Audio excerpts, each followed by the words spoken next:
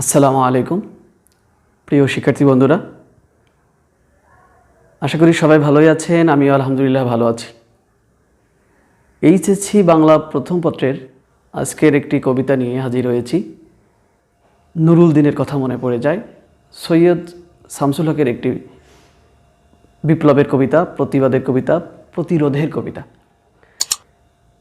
এই কবিতার মূল বিষয়টি বুঝতে গেলে অবশ্যই আমাদের নুরুল দিন কে ছিলেন, তিনি যে সামন্তবাদ এবং সাম্রাজ্যবাদের সংগ্রামী সাহসী নেতা ছিলেন, তার প্রেক্ষাপটটা আমাদেরকে জেনে নিতে হবে, তাহলে কবিতা বুঝতে আমাদের সহজ হয়। আমরা জানি 1757 সালে পলাশীর প্রান্তরে বাংলার স্বাধীনতার সূর্য যে অস্তমিত হয়েছিল, সেই থেকে ব্রিটিশরা আমাদের উপরে যে জুলুম নির্যাতন শুরু করে দিয়েছিল, তারই ধারাবাহিকতায় 1782 সালে তাদের শোষণ এবং লুণ্ঠনের সহযোগী ছিলেন গভর্নর জেনারেল ওয়ারেন হেস্টিংস, আর তারই প্রিয়পাত্র ছিলেন দেবী সিংহ। দেবী সিংহ রংপুর এবং দিনাজপুরের ইজারাদার ছিলেন। তার নির্যাতন এবং শোষণের নিপীড়নের ওই রংপুর অঞ্চলটি একটি মৃত্যুপুরীতে পরিণত হয়েছিল। সেই মৃত্যুপুরীতে নুরুল দিন নামক এক ব্যক্তি সমস্ত কৃষকদেরকে নিয়ে সশস্ত্র বিদ্রোহ ঘোষণা করেছিল। তারই এই বিদ্রোহে দেবী সিংহ এদেশ থেকে লেজ গুটিয়ে জীবন নিয়ে পালাতে বাধ্য হয়েছিল। তেমনিভাবে 1971 সালে 25শে মার্চ কালো রাতে মানুষ যখন ঘুমন্ত ছিল, অতর্কিত হামলা করে পাকিস্তানি বর্বর বাহিনী। দীর্ঘ 9 মাস রক্তক্ষয়ী সংঘর্ষে আমাদের এই সোনার বাংলাদেশকে মৃত্যুপুরীতে পরিণত করেছিল। নুরুল দিন ডাক দিয়েছিল বিদ্রোহের, বাংলাদেশেও যেন এমন একজন বিদ্রোহের ডাক দিবে এবং তার ডাকে সাড়া দিয়ে ব্রিটিশদের যেভাবে আমাদের দেশ থেকে পালাতে বাধ্য করা হয়েছিল, তিনিও চেয়েছেন যে পাকিস্তানি বর্বর বাহিনীদেরকে এ দেশ থেকে তাড়িয়ে দিতে। সেই হিসাবে তিনি নুরুল দিনকে এখানে বিপ্লবী সংগ্রামী চেতনার অনুপ্রেরণা হিসেবে তিনি কামনা করেছেন। আজকে আমরা কবি পরিচিতি এবং পাঠ পরিচিতি নিয়ে লম্বা আলোচনায় যাব না। আপনাদের জ্ঞাতার্থে স্ক্রিনশট আকারে দিয়ে দেওয়া হবে, প্রয়োজনে আপনারা এখান থেকে অবগত হবেন।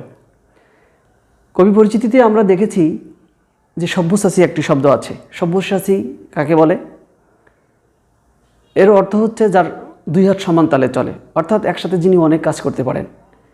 সাহিত্যের ভাষায় যিনি একসাথে গল্প, উপন্যাস, কবিতা, নাটক ইত্যাদি রচনা করেন তাকে সব্যসাচী লেখক বলা হয়। পাঠ পরিচিতির ভিতরে আমরা শব্দ দেখতে পাই সাম্রাজ্যবাদ এবং সামন্তবাদ। সাম্রাজ্যবাদ কাকে বলে? সাম্রাজ্যবাদ হচ্ছে সাম্রাজ্য বিস্তারের নীতি। এক দেশ আরেক দেশের উপরে প্রত্যক্ষ বা পরোক্ষভাবে যখন কর্তৃত্ব, নেতৃত্ব স্থাপন করতে চায়, তখন তাকে সাম্রাজ্যবাদ বলে। সামন্তবাদ হচ্ছে জমিদারি প্রথা। এক কথায় শক্তিশালী মানুষ দুর্বল শ্রেণীদেরকে সাহায্য করবে, আর এই দুর্বল শ্রেণীরাই শক্তিশালী লোকজনদেরকে সাহায্য করবে। কিন্তু বেশি বেশি সাহায্য করা লাগে, তখন সেটা কষ্টের কারণ হয়ে দাঁড়ায়। আমরা দেখি এখানে আরেকটা শব্দ আছে যে উৎস, যে নুরুল দিনের সারা জীবন কাব্যনাট্য থেকে এটা নেওয়া হয়েছে। কাব্যনাট্য কাকে বলে? অর্থাৎ কবিতা এবং নাটকের সংমিশ্রণ। সহজভাবে বলতে গেলে যে নাটক কবিতার আকারে রূপে লিখিত হয় সেটাই হচ্ছে কাব্যনাট্য। আমরা কবিতায় চলে যাওয়ার আগে যে বাংলা বঙ্গাব্দ সাল আর ইংরেজি সন নিয়ে আমাদের একটু কথা বলতে হয়। কবিতার ভিতরে লেখা আছে 1189 সাল। ইংরেজি সালের সাথে যদি 593 বিয়োগ করা হয় তাহলে বাংলা সাল বের হয়ে যায়। এখানে আমরা দেখেছি যে নুরুল দিন 1900 1989 সালে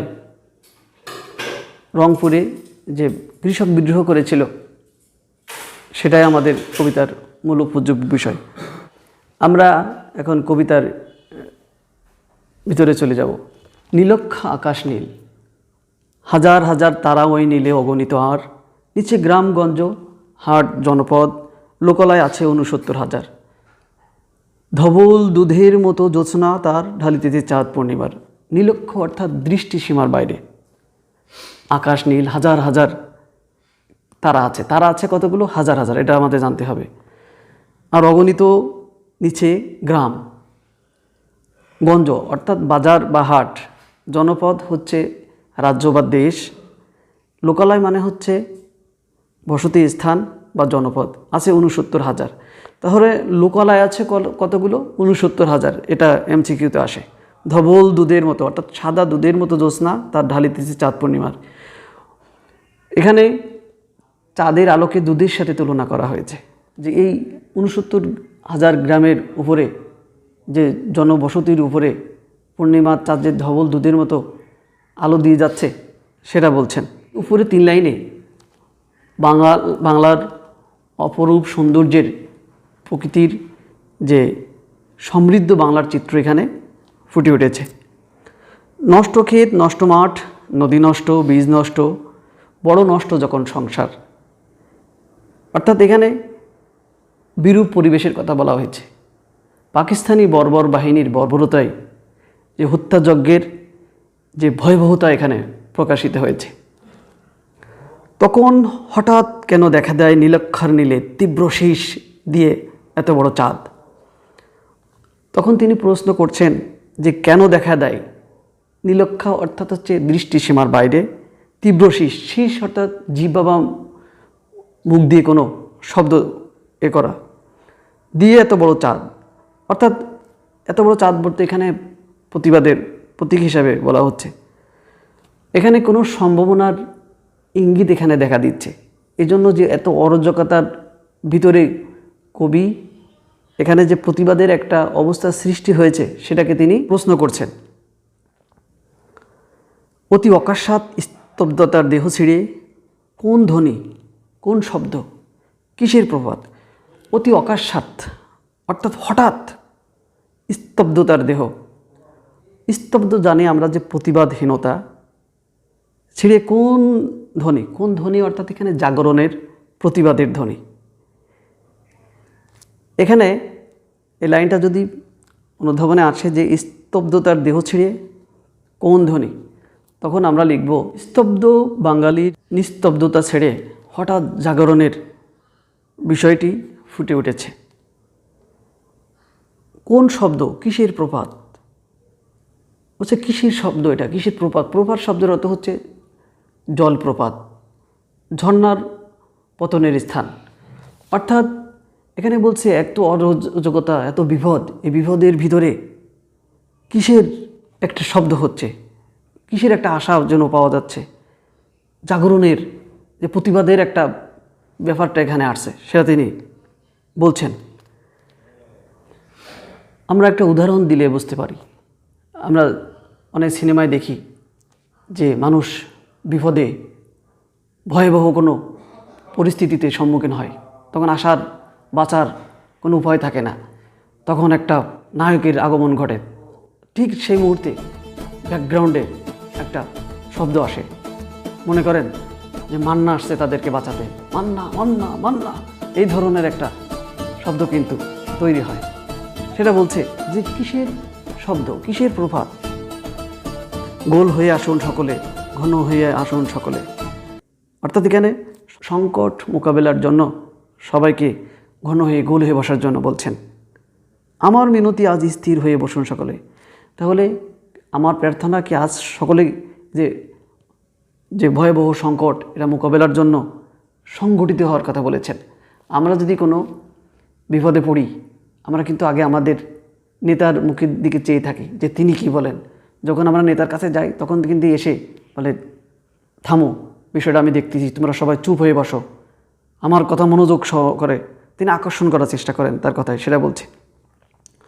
অতীত হঠাৎ হাতে হানা দেয়, মানুষের বন্ধ ধরা যায়। লাইনটা একটু গুরুত্বপূর্ণ। অতীত হঠাৎ, এটা হচ্ছে সংগ্রামী চেতনা। অতীত হঠাৎ হাতে হানা দেয় কেন, এটাও যদি প্রশ্ন আসে তাহলে আমরা লিখব বিপ্লবী চেতনায় সকলকে উদ্বুদ্ধ হওয়ার জন্য বলছেন। মানুষের বন্ধ দরজা অর্থাৎ চেতনা স্মৃতিহীনতার কথা এখানে বলেছেন। অতীত হঠাৎ হাতে হানা দেয় মানুষের বন্ধ দরজায়। শাসক গোষ্ঠীর রক্তচক্ষুর কারণে বিস্তীর্ণ জনপদ যখন ভয়ে স্তব্ধ হয়ে যায়, তখনই কোনো এক তীব্র স্বচ্ছ পূর্ণিমা রাতে মানুষের বন্ধ দরজায় হঠাৎ অতীত অর্থাৎ সংগ্রামী চেতনা এসে হানা দেয়। ব্রিটিশ বিরোধী সংগ্রামের সাহসী কৃষক নেতা রংপুরের নুরুলদিনের সংগ্রামী চেতনা যেন অতীতের খোলস ছেড়ে আবার বেরিয়ে আসে এ বাংলায়, সেটাই বোঝানো হয়েছে। এই লাইনটা যদি অনুধাবনে আসে তখন আমরা লিখব কারণ দরজায় হঠাৎ বিপদ এসে কড়া নাড়ছে, তার সাথে অতীতের কোনো সম্পর্ক আছে। এই তীব্র স্বচ্ছ পূর্ণিমায় নুরুলদিনের কথা মনে পড়ে যায়। এই তীব্র স্বচ্ছ পূর্ণিমায় মানে স্বচ্ছ হচ্ছে নির্মল, সাদা। এখানে একটা বিষয় মনে রাখতে হবে যে নুরুলদিন যে রংপুরে কৃষকদের নিয়ে এই পূর্ণিমা রাতেই কৃষকদের নিয়ে তিনি সংগ্রামের ডাক দিয়েছিলেন। নুরুলদিনের কথা মনে পড়ে যায় কেন? প্রেরণার উৎসস্থল হিসাবে দেখেছেন বলে সকল আন্দোলন সংগ্রামে তিনি তাকে কামনা করেছেন। কালঘুম যখন বাংলায়, কালঘুম অর্থাৎ হচ্ছে মৃত্যু, চিরনিদ্রা, যে যখন বাংলায় অর্থাৎ প্রতিবাদহীন দীর্ঘ সময়কে এখানে বোঝানো হচ্ছে। কালঘুম যখন বাংলায়, এই লাইনটা অনুধাবনে আসলে আমরা লিখব 1971 সালে পাকিস্তানি বর্বর বাহিনীর আক্রমণে মৃত্যুপুরীতে পরিণত হওয়ায় যে অসহনীয় অবস্থা সৃষ্টি হয়েছিল তার দিকে ইঙ্গিত করা হয়েছে। তার দীর্ঘ দেহ নিয়ে আবার নুরুলদিন দেখা দেয় মরা আঙ্গিনায়।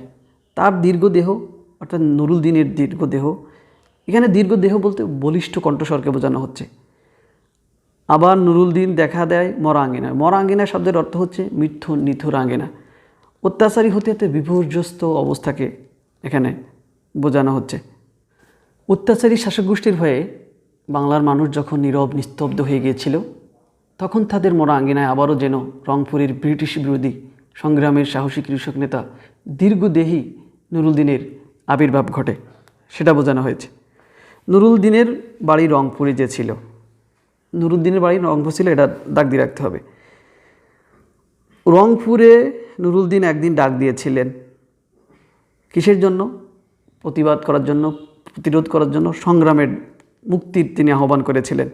তো 89 সনে আবার বাংলায় বুঝি পড়ে যায় মনে, নুরুলদিনের কথা মনে পড়ে যায়। অর্থাৎ মানুষের উপর যে অত্যাচার বৃদ্ধি হয়ে গেলে নুরুলদিনের কথা মনে পড়ে যায়। যখন শকুন নেমে আসে এই সোনার বাংলায়, শকুন বোঝাতে যারা দূর দূরান্ত থেকে উড়ে যায়, যাদের খাবার হচ্ছে মৃতদেহ, এখানে পাকিস্তানি বর্বর বাহিনীদেরকে বোঝানো হচ্ছে। স্বাধীনতা বিরোধী দালাল বাহিনীদেরকে এখানে ইঙ্গিত করা হয়েছে। নুরুলদিনের কথা মনে পড়ে যায়। যখন আমার দেশে সে যায় দালালদের আলখাল্লায়, দালাল শব্দের অর্থ হচ্ছে অন্যায়ভাবে সহায়তাকারী। আলখাল্লাই মানে যারা ঢিলি ঢালা পোশাক পরে, অর্থাৎ এখানে স্বাধীনতা বিরোধী শক্তিদেরকে বোঝানো হচ্ছে। আমার স্বপ্ন লুট হয়ে যায়। আমার স্বপ্ন, এটা হচ্ছে বাঙালি জাতির প্রত্যাশা, অর্থাৎ স্বাধীনতার প্রত্যাশা। স্বপ্ন লুট হয়ে যায় অর্থাৎ আশাভঙ্গ হয়ে যায়। সাম্রাজ্যবাদী শক্তির আগ্রাসনে সমগ্র বাঙালির যে স্বাধীনতার স্বপ্ন, সেটা যে ধূলিসাৎ হয়ে যায়, সেটা এখানে বোঝানো হচ্ছে। লাইনটি অনুধাবন আসলে আমরা এটাই লিখব। নুরুলদিনের কথা মনে পড়ে যায়। যখন আমার কণ্ঠ বাজেয়াপ্ত করে নিয়ে যায়, নুরুলদিনের কথা মনে পড়ে যায়। আমার কণ্ঠ বাজেয়াপ্ত মানে অধিকৃত। গণমাধ্যম ও ব্যক্তির স্বাধীনতার উপরে যে হস্তক্ষেপ, সেটাকে এখানে বলা হচ্ছে। বাক স্বাধীনতা হরণের কথা বলা হচ্ছে। যখন আমারই দেশে আমার দেহ থেকে রক্ত ঝরে যায়, ইতিহাসে প্রতিটি পৃষ্ঠায়, অর্থাৎ আমারই দেশে আবার আমারই শরীর থেকে রক্ত ঝরে যায়। শাসক গোষ্ঠীর যে দমন পীড়নের চিত্র এখানে ফুটে উঠেছে। দেখুন, আমরা কিন্তু আমাদের টাকায় সরকারকে ট্যাক্স দিই, কর দিই। তো সেই সরকার আবার যখন নিপীড়ন করে তখন আমাদের টাকা দিয়েই অস্ত্র কিনে আমাদের উপরেই প্রয়োগ করে, ব্যবহার করে। সেটাই বলছে ইতিহাসের প্রতিটি পৃষ্ঠায়, ইতিহাসের প্রতিটি পৃষ্ঠায় যে সংগ্রাম, যে আত্মত্যাগের কথা লেখা থাকে সেটা বলছে। আসুন আসুন তবে আজ এই প্রশস্ত প্রান্তরে। প্রশস্ত প্রান্তরে শব্দের অর্থ হচ্ছে খোলা ময়দানে, রেসকোর্সের ময়দানে আপনি ভাবতে পারেন। যখন স্মৃতির দুধ জ্যোৎস্নার সাথে ঝরে পড়ে, তখন কে থাকে ঘুমে, কে থাকে ভিতরে?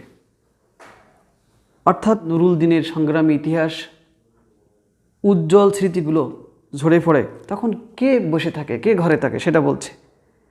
কে থাকে ভিতরে? কে একা নিঃসঙ্গ বসে অশ্রুপাত করে?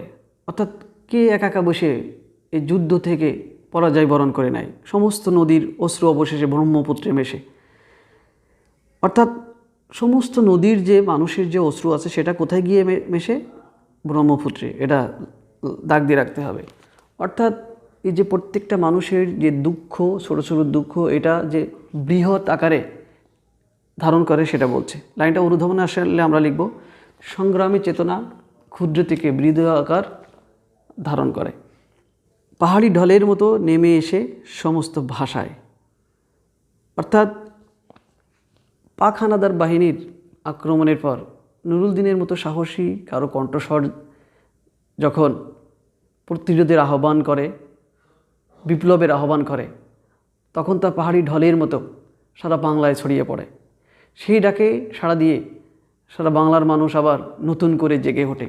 তারপরে সমাজ থেকে যত অন্যায় আছে, অপরাধ আছে, অবিচার আছে, সব কিছু ভাসিয়ে নিয়ে যায় পাহাড়ি ঢলের মতো। পাহাড়ি ঢলে যে বন্যা সৃষ্টি হয়, এটা কিন্তু কেউ রোধ করতে পারে না।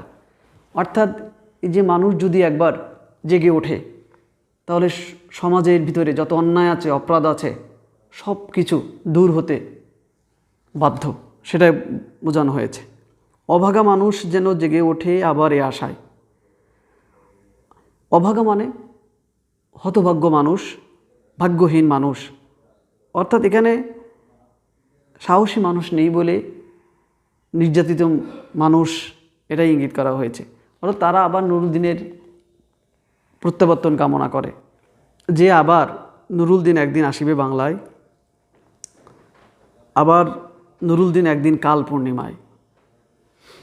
একদিন কাল মানে আগামীকাল, পূর্ণিমা অর্থাৎ নুরুল দিন যে রংপুরে পূর্ণিমা রাতে সংগ্রামের বিদ্রোহের ডাক দিয়েছিলেন সেটা বলছে। দিবে ডাক, জাগো বাহে কোনটে সবাই। জাগো বাহে অর্থাৎ ভাই, বাপু হে, ওহে। কোনটে মানে কোথায়, বলছে তোমরা সবাই কোথায় ভাইরা। অর্থাৎ এখানে অন্যায়ের বিরুদ্ধে জেগে ওঠার আহ্বান করেছেন, সংগ্রামের আহ্বান করেছেন, সংঘবদ্ধ হওয়ার আহ্বান করেছেন। আমাদের কবিতাটি আজকে এখানে শেষ হলো। ভালো লাগলে অবশ্যই লাইক, কমেন্ট, শেয়ার করবেন। এই প্রত্যাশায় আজকের ক্লাস এখানেই শেষ করছি। সবাই ভালো থাকবেন, সাবধানে থাকবেন, আমার জন্য দোয়া করবেন। আল্লাহ হাফেজ, আসসালামু আলাইকুম।